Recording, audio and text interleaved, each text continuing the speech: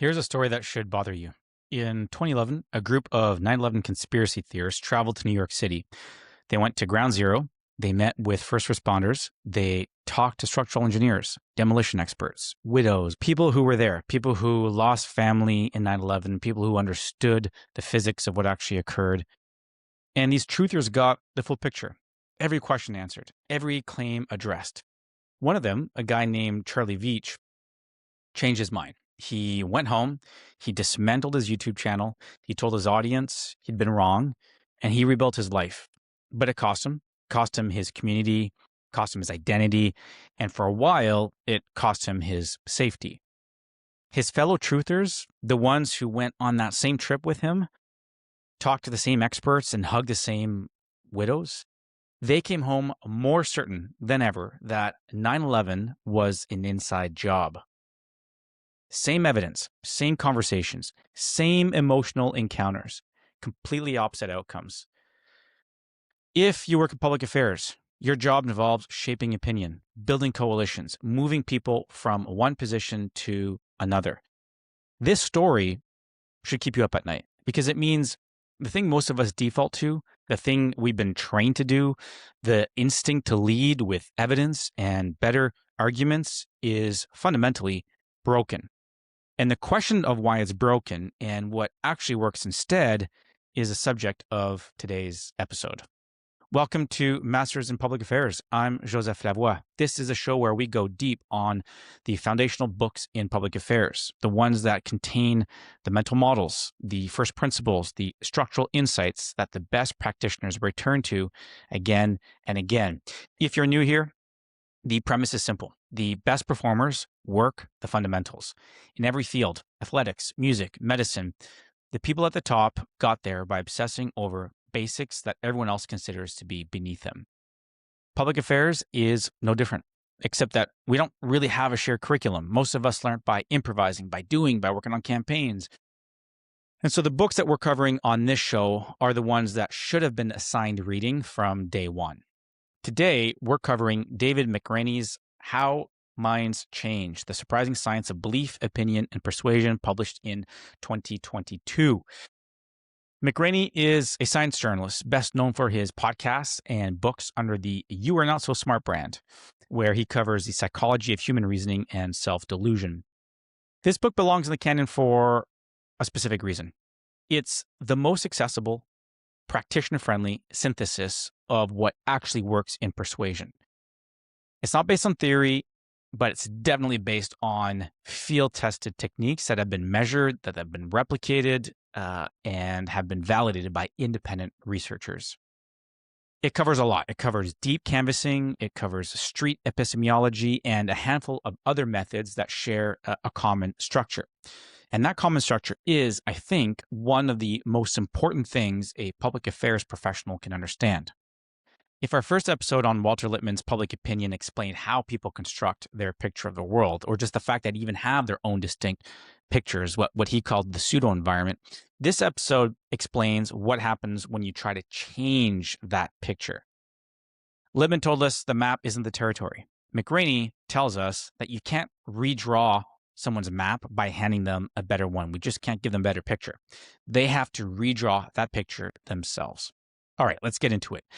Every book worth reading is a response to a problem that the author couldn't stop thinking about. McRaney's problem started when he was working at a small TV station in Mississippi, moderating the Facebook page. A meteorologist did a segment explaining that climate change was real, and McRaney shared some supporting links from climate scientists. Standard stuff, right? He figured the evidence would speak for itself. Of course, we know what likely happened next. Instead, the Facebook page was flooded with angry comments, counterlinks, and eventually a man who showed up to the station and asked to see McRaney in person. Sensing this was potentially dangerous, the receptionist called the sheriff, and the guy drove off before police arrived. But McRaney spent months looking over his shoulder, walking to his car. You can imagine how nervous he was about it for his own personal safety. But that experience launched his career. He started the You're Not So Smart podcast. He wrote books about motivated reasoning, cognitive biases, self-delusion, and for years, his message was essentially a pessimistic one. People can't be reasoned out of positions they weren't reasoned into. But then something happened that broke his framework, the shift in public opinion on same-sex marriage. As he writes in the book, though in 2012 the majority of the country was opposed to legalizing same-sex marriage, the very next year the majority supported it. He couldn't square that with his originally pessimistic view. If minds can't be changed, how do you explain one of the fastest opinion shifts in American polling history? That question drove this book, and the answer he found didn't come from academia or from pundits. It came from a group of LGBTQ activists in Los Angeles who had been knocking on doors for a decade, recording their conversations, and slowly building a persuasion technique that turned out to be 102 times more effective than anything political science had ever measured. But we'll get to that. First, the failure this book is responding to. McRaney identifies the core problem clearly. It's called the information deficit model. And in our line of work, we've all operated inside of this model, whether we've realized it or not. And here's how he describes it. Each dreamed that one day we would all have access to all the same facts, and then naturally, we would all agree on what those facts meant. In science communication, this used to be called the information deficit model. The information deficit model says people disagree because they don't have enough information. Give them the right facts, and they'll come around. It's the belief behind every white paper, every fact sheet, every data-driven communication strategy ever produced.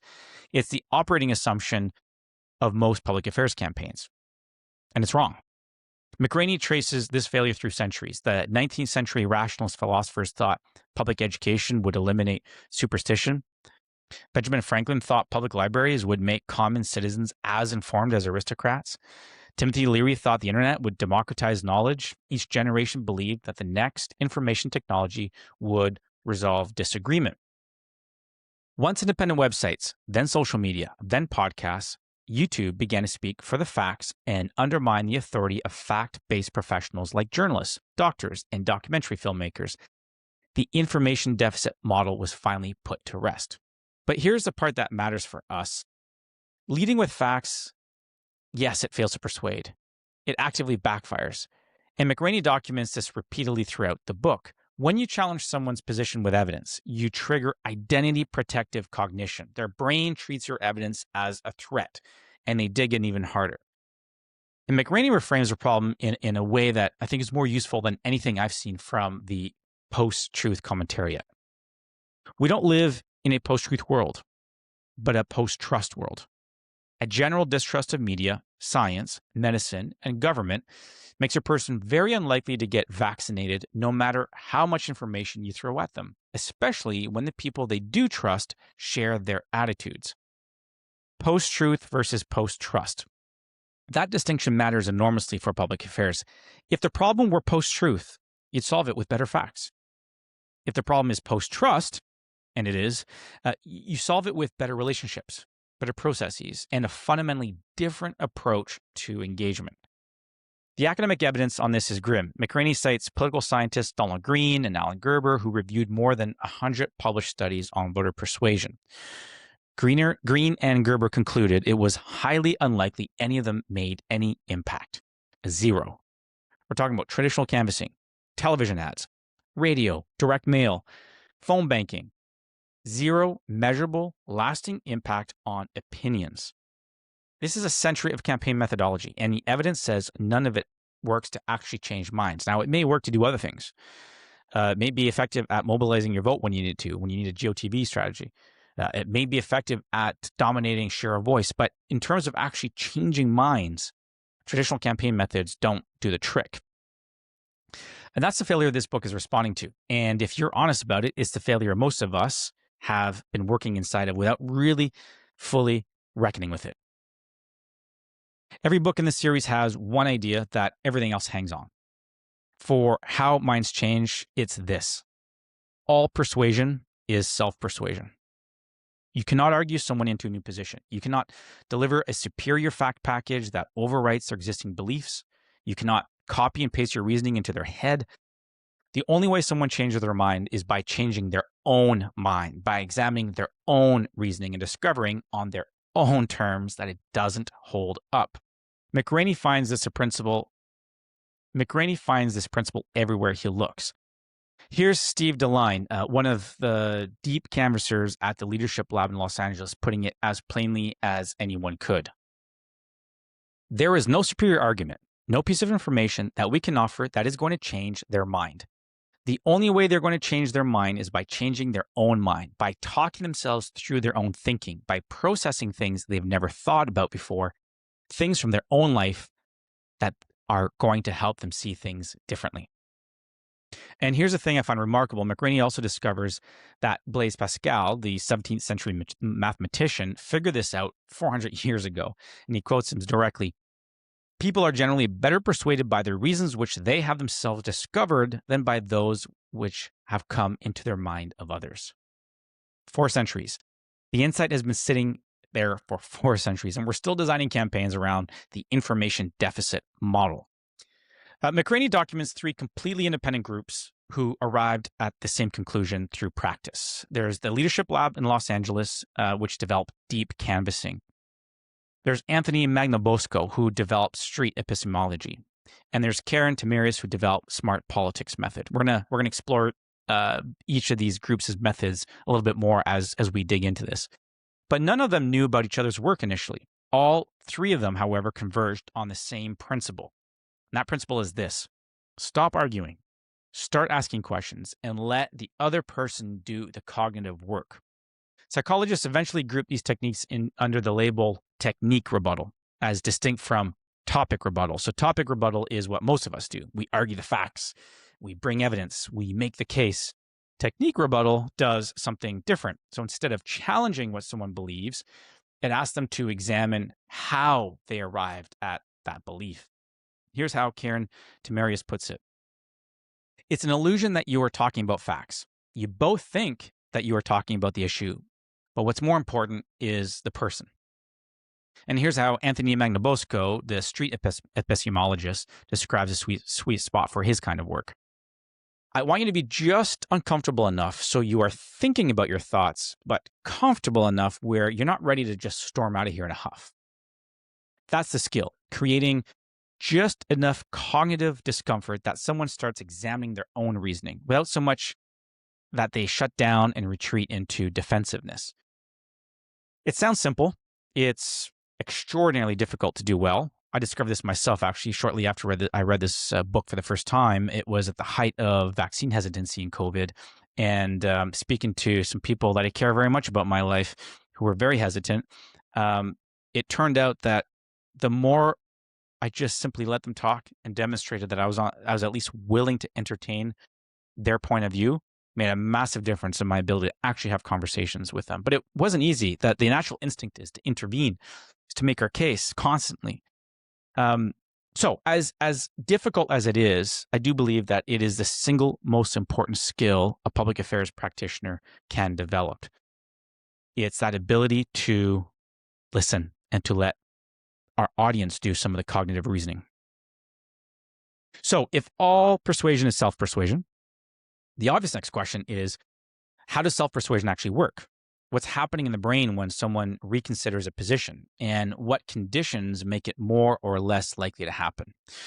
McRaney covers a lot of ground here. I'm going to walk through the mechanisms that matter most for our line of work, starting at the level of individual cognition and working towards group dynamics.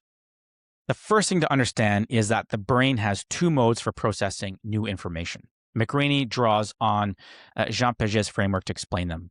The first mode is assimilation. And what we're doing with assimilation is we are fitting new information into our existing model. This is what the brain does by default. It's kind of its resting position. It's low cost, it's low risk, and it allows you to keep your worldview intact. And so, as it's described in the book, assimilation involves minor updates to existing knowledge hierarchies, like learning a new chicken recipe.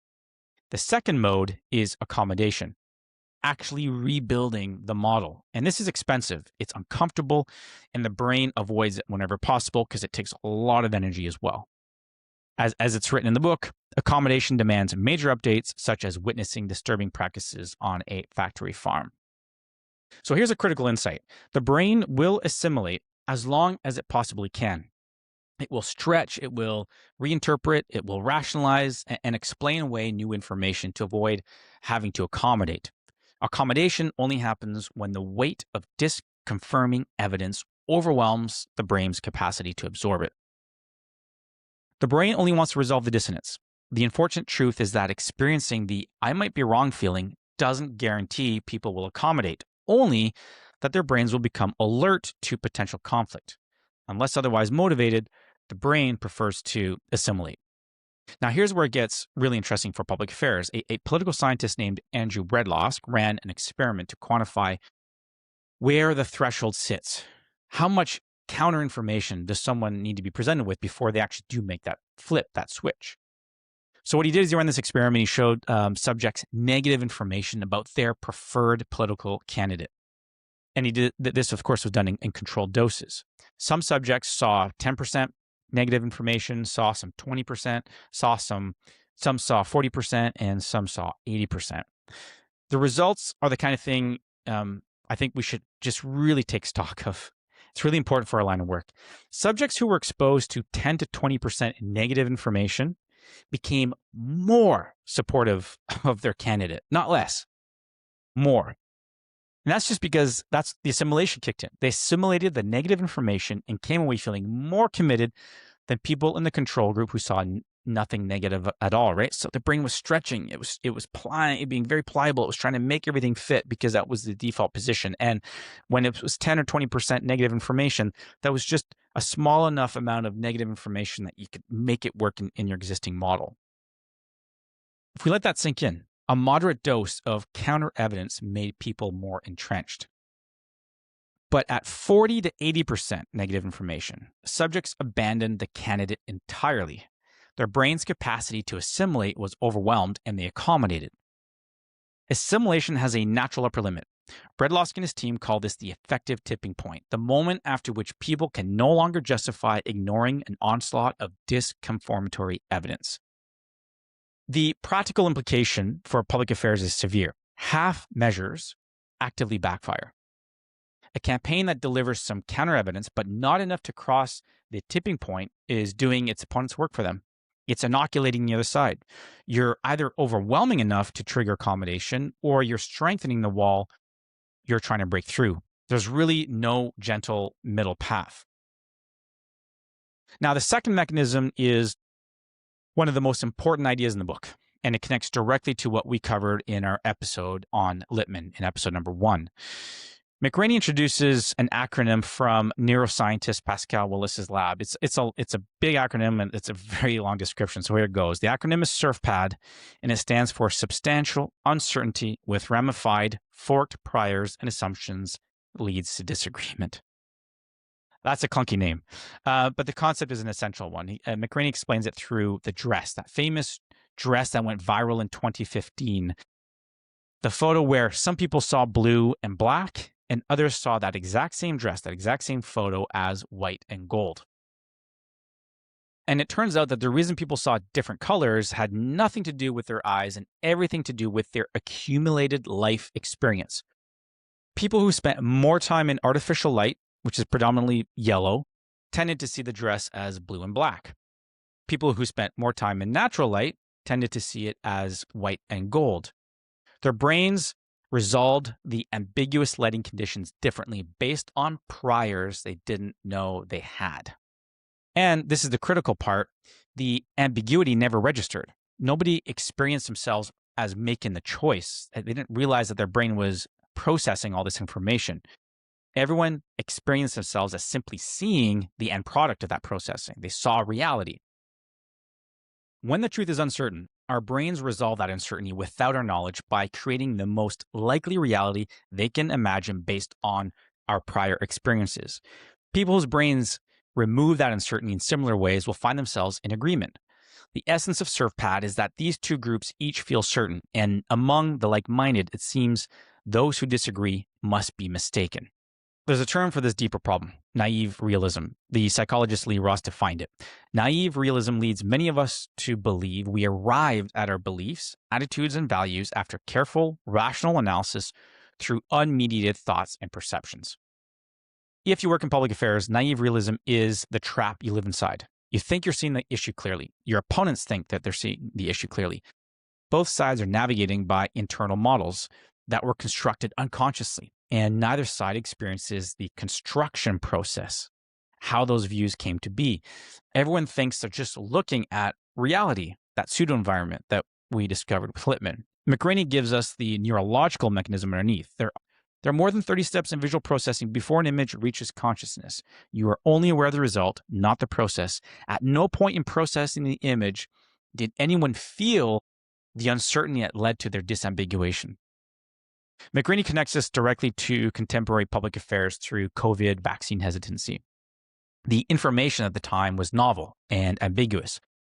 People resolved that ambiguity using their prior experiences, their existing trust in institutions, in doctors, in government. People with similar priors landed in similar places, and everyone thought the other side was willfully ignoring the obvious truth. The lesson? Most disagreements aren't about facts. They're about priors. And priors are invisible to the person holding them. If you don't understand this, you will keep designing campaigns or comms efforts that treat opponents as dishonest, when the real problem is that they're navigating with a different map, one that they probably didn't choose and probably can't even see. So that was our second mechanism. The third is related to identity over accuracy. It takes us from individual cognition to group dynamics, and it's the one most public affairs practitioners intuitively understand, even if they underestimate its power. McRaney lays out the research on how beliefs function as loyalty signals, and the data is uncomfortable. When a person was challenged about political wedge issues like abortion or welfare or gun control, the scanners showed that their brains went into fight or flight mode, causing their bodies to pump adrenaline, stiffening the muscles, and moving blood out of the non-essential organs. If we read that again, challenging someone's political beliefs triggers the same neurological response as encountering a bear in the forest. The brain doesn't distinguish between a threat to your body and a threat to your group identity. And it gets worse. McRaney cites sociologist Brooke Harrington, who offers what she considers the E equals MC squared of social license. And it would be this. SD is greater than PD. Social death is more frightening than physical death. We will sacrifice our bodies before we sacrifice our standing in the group. It's deep. It's ancient primate wiring, and it explains why people cling to beliefs that outside observers find absurd. They're not clinging to the belief. They're clinging to the group. The belief just happens to be their badge, the badge that they wear that demonstrates they're part of that group. Dan Cahan, a legal scholar who studies this, put a fine point on it. The average person will never be in a position where beliefs on gun control or climate change or the death penalty will affect their daily lives. The only useful reason to hold any sort of beliefs on these topics is to convey group allegiance. That quote should be uncomfortable for all of us. If the only functional purpose of most policy opinions is to signal group loyalty, then our entire industry's approach to persuasion, which is built on the assumption that people hold opinions because of evidence and reasoning, is misaligned with how human psychology actually works. Humans value being good members of their groups much more than they value being right. So much so that as long as the group satisfies those needs, we will choose to be wrong if it keeps us in good standing with our peers. The implication? You can't change someone's opinion on a tribal issue without first addressing the social cost of changing. If changing their minds means losing their community, they won't do it, no matter how strong your evidence. The threat to reputation has to be reduced before the cognitive work can even begin. Okay, so that was our third mechanism, identity over accuracy. Let's move on now to reasoning as a social tool. This is the fourth mechanism, and it flips everything you think you know about human reasoning, or at least it did for me. McRaney draws on the work of Hugo Mercier and Dan Sperber, who argue that human reasoning didn't evolve to find truth. It evolved to serve a social function, to persuade others, and to evaluate others' attempts to persuade you. This is why we're terrible at evaluating our own arguments, but excellent at picking apart others. In some ways, it's really not it's not a bug; it's a design. And McRaney cites a brilliant experiment that demonstrates this. An experiment in which people were exposed to their own arguments without realizing that they were being exposed to their own arguments. So when subjects thought the justifications weren't theirs, 69% of people rejected their own bad arguments and then switched back to the correct answer. When their poor arguments were presented back to them as those of other people, the flaws suddenly became obvious. So people can't see the flaws in their own reasoning, but present those same arguments as someone else's, and they spot the problems immediately. Reasoning is an outward-facing tool. It's built for groups. It's not built for individuals. And the data on group reasoning is striking. So McRaney also covers another experiment in which people were tasked with answering very difficult questions, sometimes in groups, sometimes as individuals. And reasoning alone, 83% of people who have taken this test under laboratory conditions answer at least one of these sorts of difficult questions incorrectly. And a third get all of them wrong. So that's when they answer the questions as individuals. But when they were put in groups of 3 or more, no one got any of the questions wrong. This is, I think, genuinely optimistic. Human reasoning isn't broken. It's just designed for a specific context. Face-to-face dialogue with people who disagree with you. In that setting, it works beautifully. In isolation, however, or in online environments where you're arguing without genuine social contact, it falls apart. As Mercier and Stafford told McRaney, it is much more important to reason in the proper context than it is to be a good reasoner. So context over capability. That's a framework that you can build your campaigns around. Okay, the final mechanism speaks to the power of stories for bypassing defenses. And it's the one I think brings all of this together in a very clear and practical way. When we encounter facts or arguments, our brains activate the counter-arguing reflex. We prepare rebuttals, we check the information against our existing positions, we look for flaws. This is especially true when the facts threaten our identity or our group affiliation, right? When it threatens more than the badge. Stories bypass this entirely. Narrative transport is that feeling when you become so fully immersed in a story that you forget yourself for a moment. A long line of research shows that for narrative transport to take place, a story must contain 3 features. A component that keeps your attention from wandering, a component that consistently evokes strong emotional reactions, and a component that evokes mental imagery. And the reason this matters, when we're engaged with a story, we don't prepare a rebuttal because we feel swept up. A story isn't trying to change your mind. It isn't threatening your autonomy or your identity. And this is why deep canvassing works. And this is why traditional fact-based campaigns don't. Deep canvassing is built on exchanging stories. And when researchers tested which elements of deep canvassing were actually doing the persuasive work, they found something striking.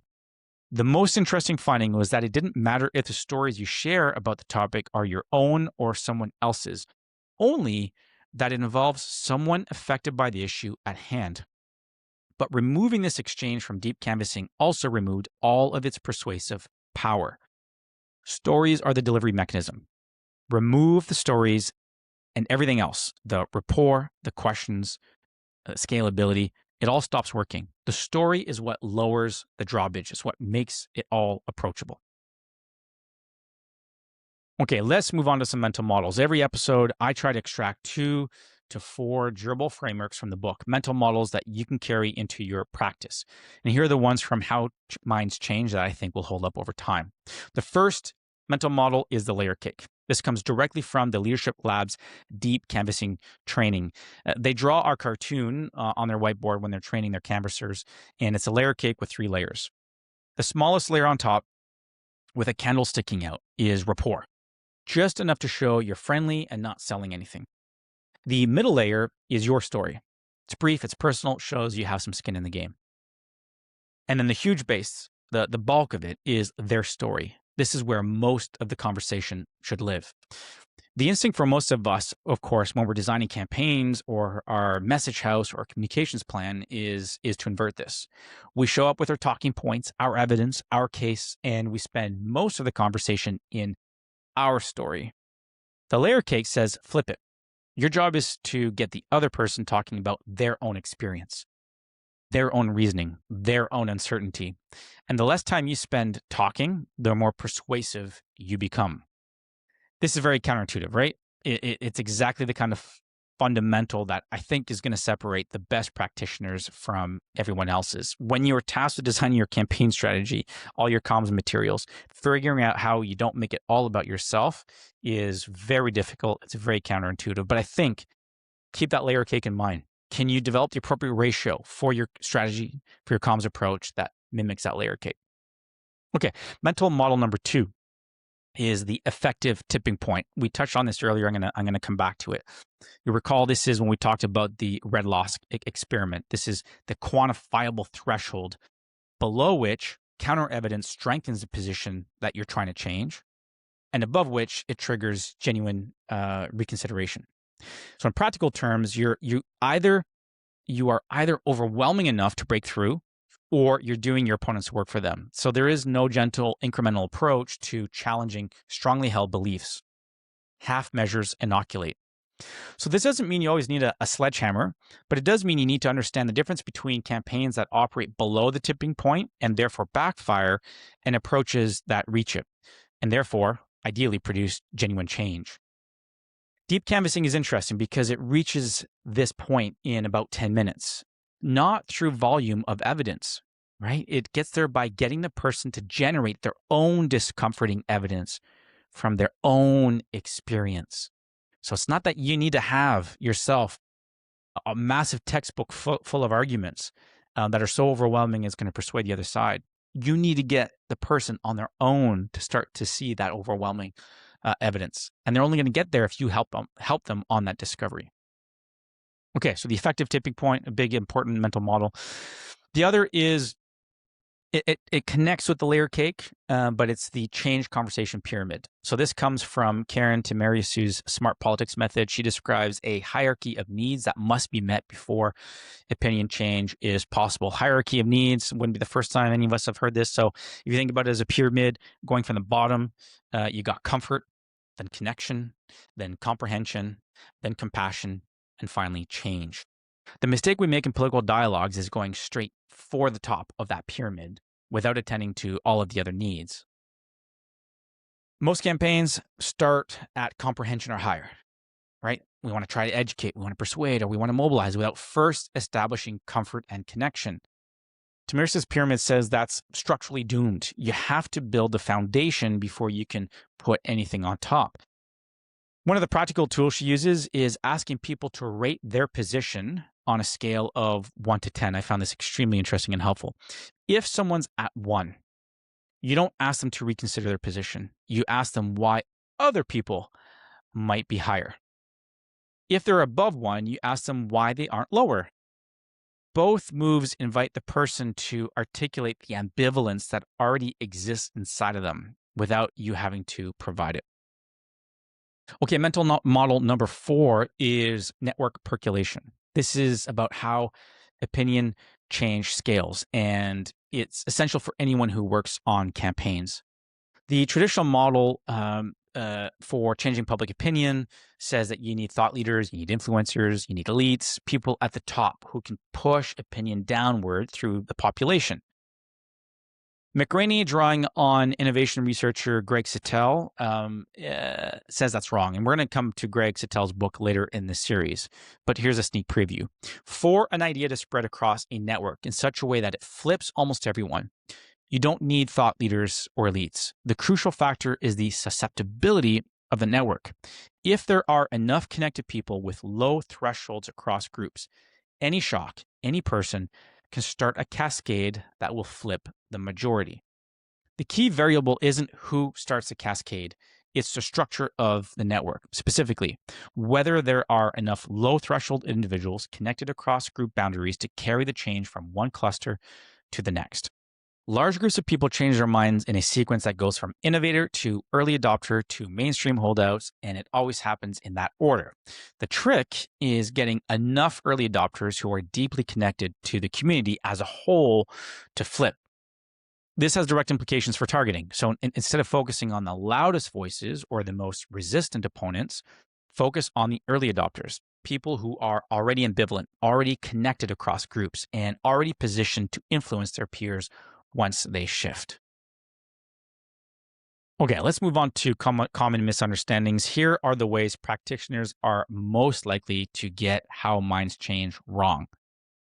The first is, and I'll put my hand up, guilty of this, is coming away with the simple belief that facts don't matter. This is ultimately a lazy takeaway, and I think McRaney would reject it. Facts absolutely matter, but only in the right context. The elaboration likelihood model, which McRaney covers in detail, shows that when people are motivated and able to process information carefully, strong arguments do outperform weak ones.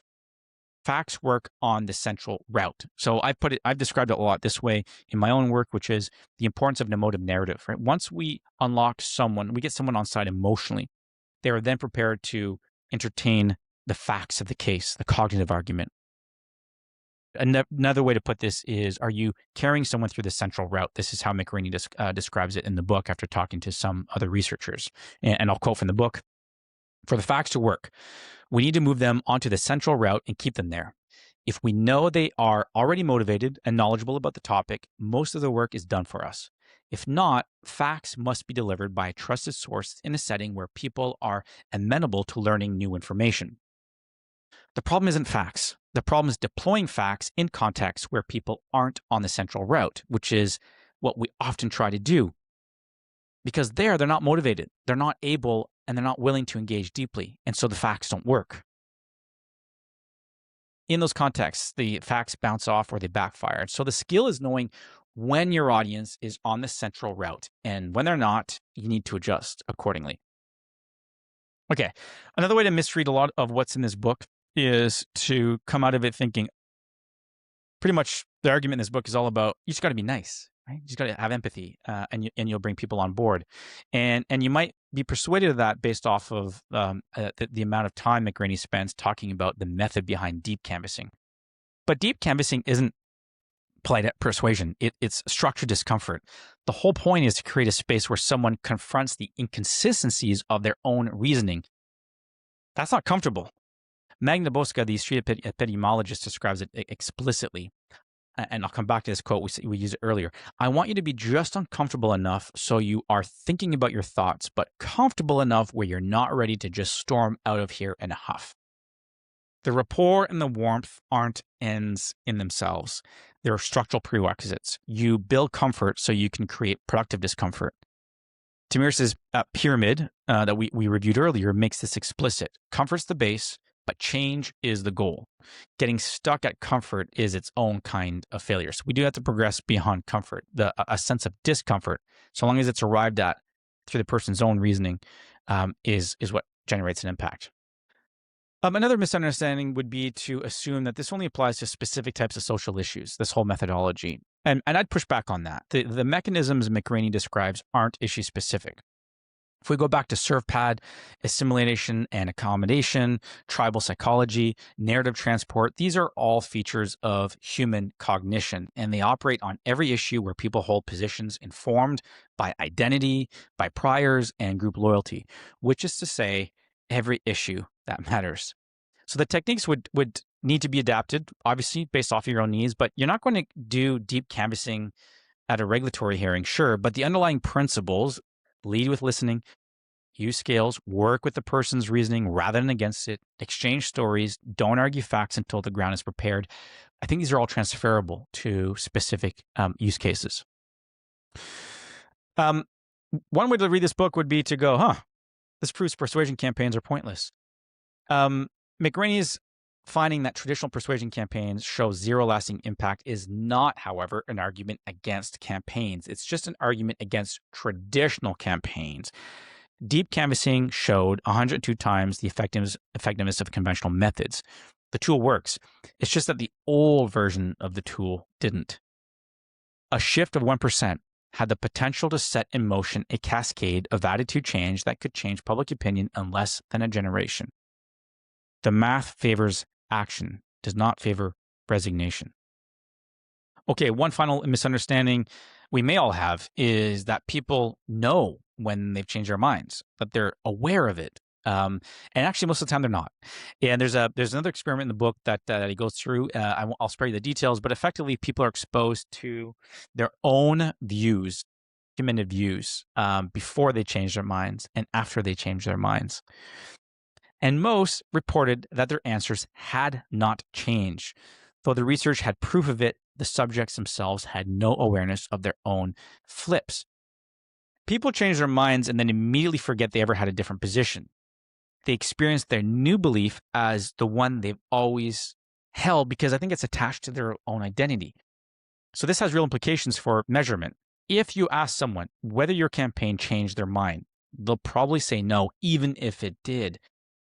You need before and after measurement, not just self-reporting. And it explains something that's always frustrated me about much campaign work is that the gap between what campaigns accomplish and what clients perceive them to have accomplished is often larger than I'd like it to be. Now, let me connect this to how all of this shows up in practice, as outlined in the book itself.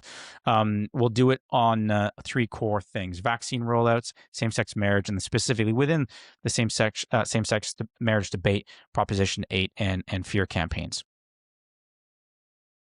So on vaccine rollout, McRaney covers this directly, and it's the best large-scale example of network percolation in the book.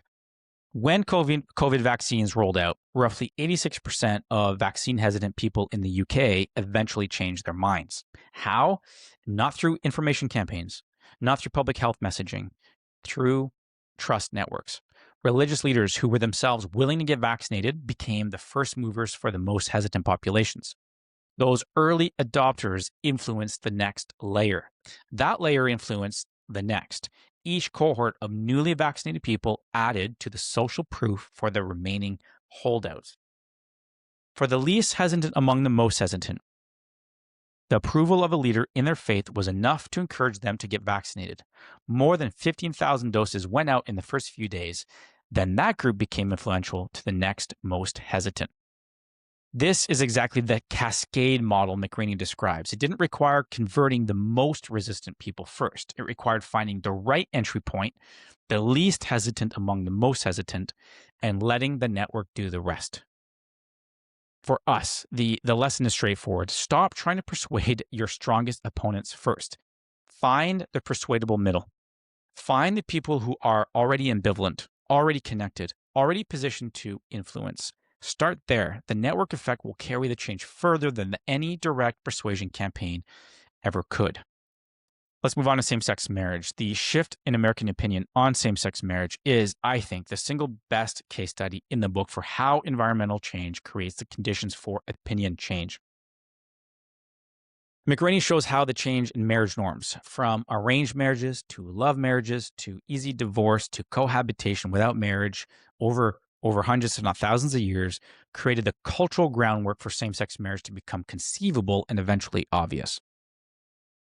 First comes the environmental change, then the cultural change, but the cultural change lags behind, sometimes for a long while. That change is inevitable, but it can take generations. In some instances, though, it happens within a lifetime. George W. Bush endorsed a constitutional amendment to ban same-sex marriage in 2004. 9 years later, the Boston Globe reported that he had offered to officiate at the wedding of 2 women. The facts about same-sex relationships didn't change in this period. The categories changed, the definitions changed, the contact changed. As more people came out, more straight Americans had personal relationships with openly gay people, and Allport's contact theory did its slow work. One of the most instructive details in the book is the Leadership Lab's analysis of how Proposition 8 passed in California. They found that 687,000 Californians who initially supported same-sex marriage flipped their vote after a targeted advertising campaign. Of those, 500,000 were parents with children under 18. The ads worked by activating a dormant prejudice, fear that schools would teach their children about same-sex marriage. Once the ads stopped running, the fear evaporated. The prejudice went back underground. This is surf pad in action. The information was ambiguous. People resolved it through their priors. The ads didn't create new beliefs. They just activated existing anxieties that people didn't know they harbored. And when the activation stopped, the ambivalence returned. For public affairs, this is a warning about both offensive and defensive campaigns. On offense, temporary activation isn't permanent persuasion. On defense, you need to understand what dormant anxieties your opponents can activate and address them before they become salient. Let's talk about the social media problem. So McRaney addresses why the reasoning mechanism, which works so well in small groups. You recall earlier when we talked about how people got the right answers to very difficult questions when they were working in small groups as opposed to individuals. Why does advanced reasoning fail online? It fails because conspiracy theorists thrive in social groups that are not social. A true tribe is a buzzing community with contact, promoting empathy and collaboration. When isolated at a computer, adding one's ideas to a pool of propositions, people trapped in tribal psychology may feel as though they are debating, deliberating, and reasoning together, but they are often part of an antisocial social group in which everyone is reasoning alone. The same cognitive architecture that enables productive group deliberation produces toxic confirmation cascades in the wrong environment. Online discourse creates the worst possible conditions for human reasoning to function properly. You get the tribalism without the contact, the identity signaling without the empathy, the argumentation without the genuine social accountability that makes argumentation productive. This doesn't mean digital campaigns are useless, but it does mean the digital environment is actively hostile to the persuasion mechanisms that work best. The more you can move people out of online argumentation and into face-to-face, or at least voice-to-voice exchange, the more effective your persuasion work will be. Let's move on to some mastery lessons. Every book in this series teaches something about what it means to be excellent at public affairs. The mastery lesson in this one is all about restraint. The instinct of every public affairs professional, the instinct I've been trained to follow for 20 years, is to lead, to come in with the argument, to present the case, to deploy the facts, to win the debate. McRaney suggests that the best persuaders do the opposite. They listen, they ask questions, they create space for the other person to do the work. They understand that their job isn't to deliver the answer, it's to facilitate the process by which someone arrives at their own answer. Deep canvassers spend the vast majority of every conversation listening. Street epistemologists ask questions and reflect answers. The smart politics method asks people to articulate their own ambivalence. In every case, the practitioner's discipline is to stay out of the way. Steve DeLine of the Leadership Lab said it clearly during the training sessions. He pointed to the layer cake, rapport on the top, their story at the bottom, and he told the room, you should share your story, but it's their story that should take up most of the conversation. You want them to think about their own thinking. This is incredibly hard for people in our field. We are paid to be the experts. We're hired because we know the issue, we know the political landscape, we know the stakeholders, and the discipline McRaney's book demands is that we set all of that aside when we're trying to move someone, because our expertise deployed at the wrong moment becomes the very thing that triggers resistance. The connection to our previous episode on Lippmann is important here. Lippmann showed us that everyone, including us, operates from a constructed picture of reality. McRaney shows us that acknowledging this is the foundation of effective persuasion. You can't help someone redraw their map if you're convinced your map is the territory. The humility to recognize that your own reasoning is as constructed, as prior dependent, as unconsciously resolved as anyone else's, that's the starting point. We must admit that if we had experienced what others have, we might even agree with them. Contentious issues are contentious because we are disambiguating them differently, unconsciously, and not by choice. That's not a soft, feel-good sentiment. It's a structural insight about how cognition works, and holding it, really holding it, not just acknowledging it intellectually, but letting it inform how you approach every conversation is what separates someone who has read this book from someone who has absorbed it. Okay, let me land this where we started.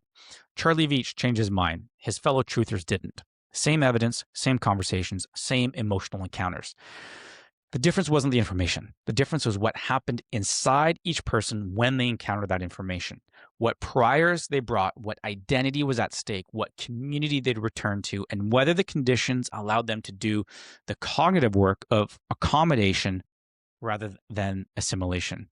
Could they deconstruct their working model?